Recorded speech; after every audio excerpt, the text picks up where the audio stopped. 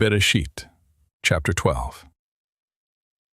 Now Yahuwah said to Avram, "Get out of your country, and from your relatives, and from your father's house, to the land that I will show you. I will make of you a great nation.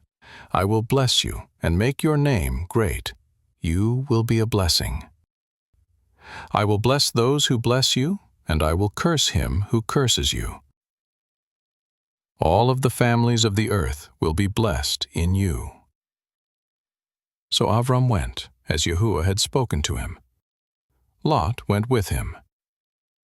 Avram was 75 years old when he departed out of Haran. Avram took Sarai his wife, Lot his brother's son, all their substance that they had gathered, and the souls whom they had gotten in Haran, and they went to go into the land of Canaan. Into the land of Canaan they came. Avram passed through the land to the place of Shechem, to the oak of Moreh. The Canaanite was then in the land.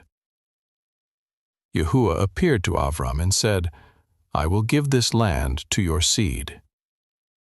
He built an altar there to Yahuwah, who appeared to him. He left from there to the mountain on the east of Beit El, and pitched his tent, having Beit El on the west and Ai on the east. There he built an altar to Yahuwah, and called on the name of Yahuwah. Avram traveled, going on still toward the Negev. There was a famine in the land. Avram went down into Egypt to live as a foreigner there, for the famine was severe in the land. It happened, when he had come near to enter Egypt, that he said to Sarai his wife, "See now, I know that you are a beautiful woman to look at. It will happen, when the Egyptians will see you, that they will say, 'This is his wife.' They will kill me, but they will save you alive. Please say that you are my sister, that it may be well with me for your sake, and that my soul may live because of you."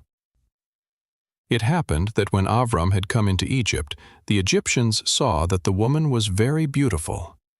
The princes of Pharaoh saw her and praised her to Pharaoh, and the woman was taken into Pharaoh's house. He dealt well with Avram for her sake. He had sheep, cattle, male donkeys, male servants, female donkeys, and camels. Yahuwah plagued Pharaoh and his house with great plagues because of Sarai, Avram's wife. Pharaoh called Avram and said, "What is this that you have done to me?